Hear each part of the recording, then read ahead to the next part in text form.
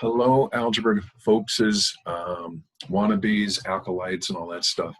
I'm going to take a look at three problems right now in section 3, which is all about word problems. And I know they're not the most popular thing in the world to do, but in order to do well in this class, you want to gain a kind of confidence with it. So I'm going to set up all three of them, and then I'll solve the last one just to show you how to finish a problem out.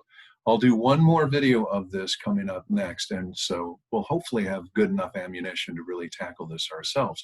So this is from, I believe, page 97 right there, it says so. And if you go into the e-text, you'll find these problems. Okay, so anyway, here we go, 28, a new suit. Matthew is shopping for a new suit. At K&G Menswear, he finds that the sale price of a suit that was reduced by 25% is $187.50. Determine the regular price of the suit. Have you ever done that? You go in a store and you go, it's on sale for this. And sometimes I go, that's a sale? Well, then how much was it before? Or what are they trying to bamboozle me or whatever? But let's assume everything's on the up and up and we want to find out what the price is. So imagine you are the person selling the suit and there's a certain price. So look at the last sentence again. This is where you kind of determine, okay, this is what I'm looking for. It says, determine the regular price of the suit. So you go, you know what? The regular price is, I don't know. I don't know what it is. I'm supposed to find it. But they messed with this price. What they did is they took 25% off the price. They took it away. Now, there's two ways of looking at it. You can say, I have the price, and then I go minus 25% of that price, and that's the new price. Let me write that down. Okay, so the price minus 25% of the price is, and then here's the thing.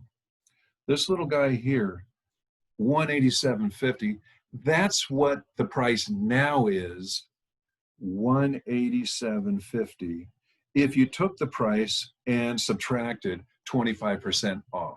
Okay, that's one way to look at it.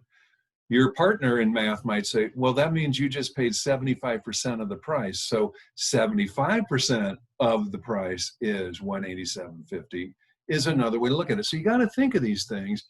You have to understand it. Sometimes I have people go, hey, okay, so what if the suit was $300?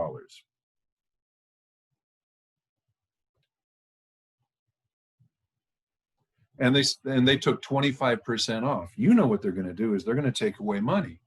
25% of $300.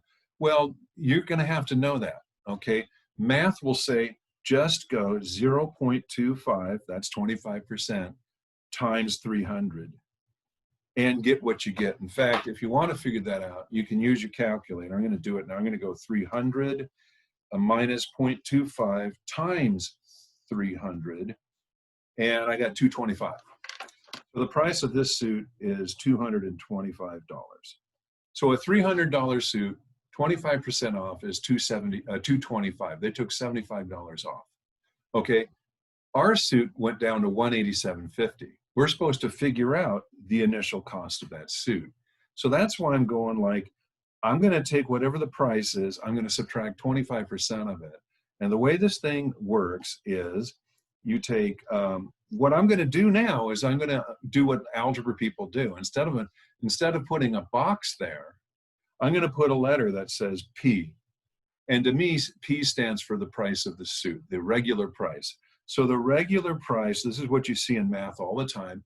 Regular price is blah. I don't know what it is. Well, in algebra, the regular price is P. I don't know what it is. But when I go minus 0.25 times it, like we did up here, times P, and that's what it looks like in algebra, we get 187.50. Okay. Maybe I do want to solve these. I don't know. They're kind of quick. I won't finish the first two, but I'll let you finish it. So that is a setup for this thing. Okay, from here, you can pause and see that it makes sense. I'm going to go one step farther and then you can finish the problem, because here's the thing. If we combine terms here, we combine like terms. Oh, wait a minute. You see how easy that was for me to just go from story to setup to do the equation? Years of experience, okay? You're not going to be smooth like that. You're going to have to stop and think and go, okay, how does this go? What happens now is your math brain takes over and it goes, okay, now that I think I have a setup, let me solve it. And the good students, the ones that pass, are the ones that are working at this going, well, they may get it wrong, but they get credit from me because your equation, almost, or your equation's right, but you didn't solve it right. You're going to get good partial credit. It's on these problems. I've had students go, I don't do those. I don't try those. It's like, you're really shooting yourself in the foot. So what you want your math brain to do is to simply go, I can combine those like terms. This is 1 take away 0.25. If you need to use this, what you get is 0.75. So I'll write these two together make 0.75p is 187.50. Okay, in fact, we can finish it. It's really easy. And so is the next one.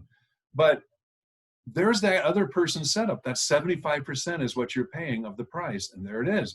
The 0.75p says 75% of p. So what do we do last is, well, I'll let you solve it. I'm just going to let you solve it. But remember, when you do this, boom. And of course, what you're going to do is you're going to divide by 0.75, 0.75. And really what I want you to do, I'm going to divide now, 187.5 divided by 0.75, and we get 250. Okay, so the original price of the suit was 250 bucks. What I want you to do is watch this video, and it may or may not help you. It just depends, and you can watch other videos, but the setup on this guy, I want it to be practiced so that it becomes smoother.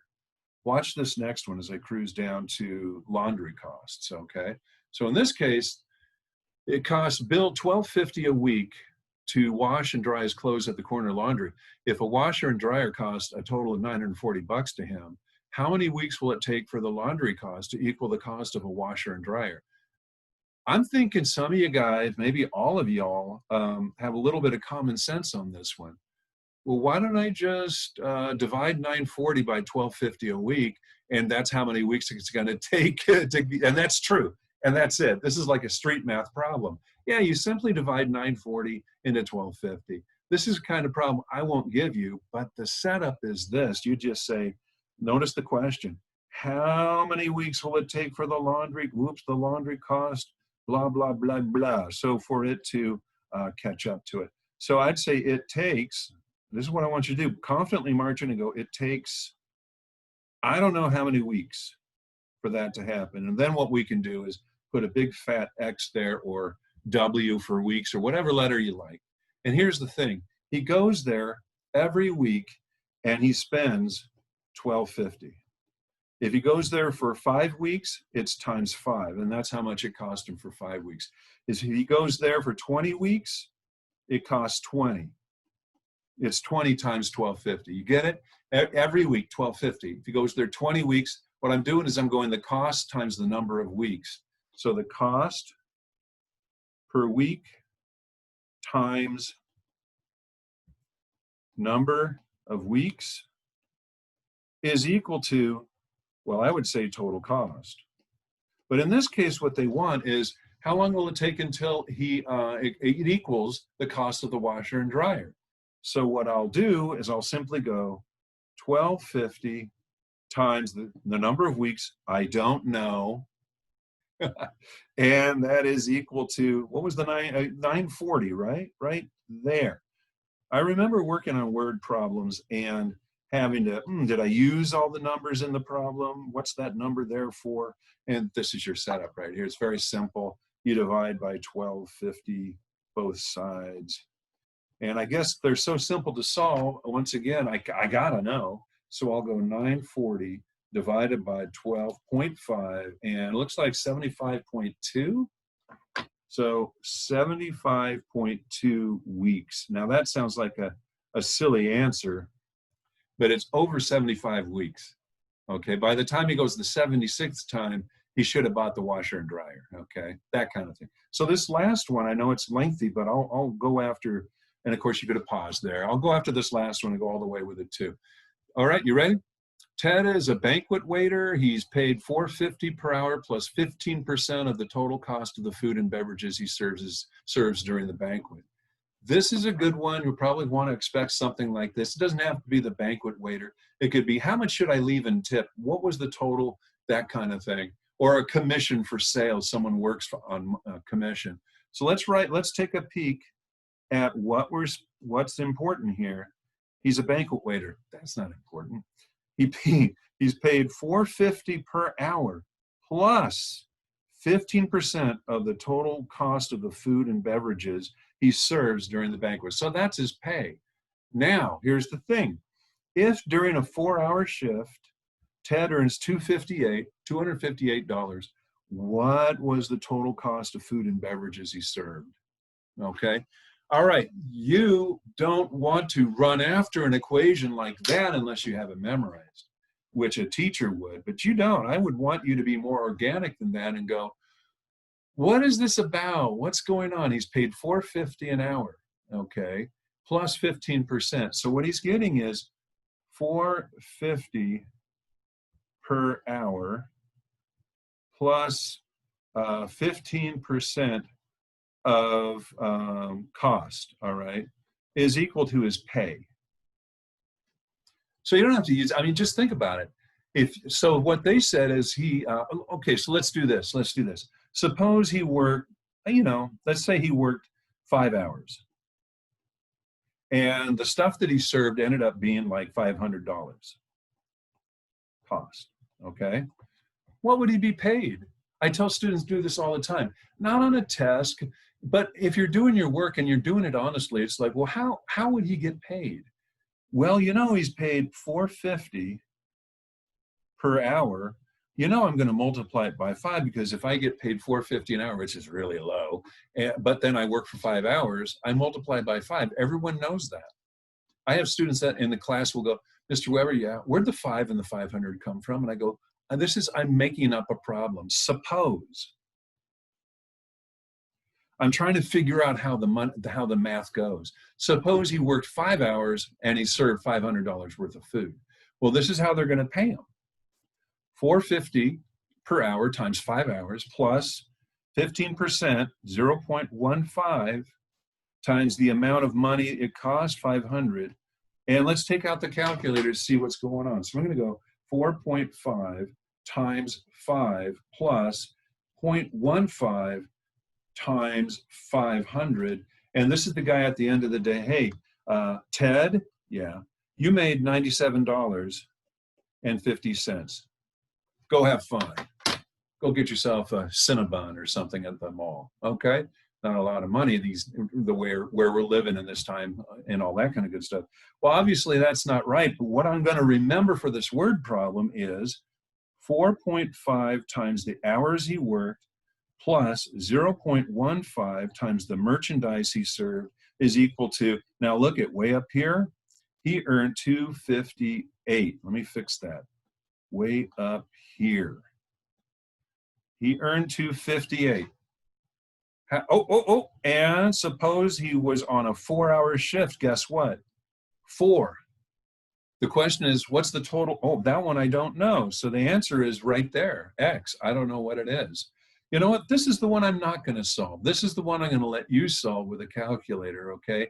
I hope this is helpful. It's a matter of just going, I can do this. The first thing I'll do maybe is play with numbers to make sure I can understand it. But what we do instead in algebra classes on a test is, I think I have it memorized. I used to try to play the piano. My piano teacher would say, read the music. And I would just sit there and memorize the song and and sometimes I'd forget the notes and I'd look at this bunch of notes and I go, I don't know what it's saying to me, but I have it memorized. And she's going, that's not how it's done. And I would say the same to you. Instead of trying to memorize the problems, sometimes you get a problem, you go, man, I don't remember it. You want to be able to read the problem and figure out the math. Then you can put your letter in and try to solve it, okay? That's a long video, but that's kind of my philosophy on it, how to set these guys up. I'll do another one. It's based on geometry coming up, and I'll see you in the next video. Ciao.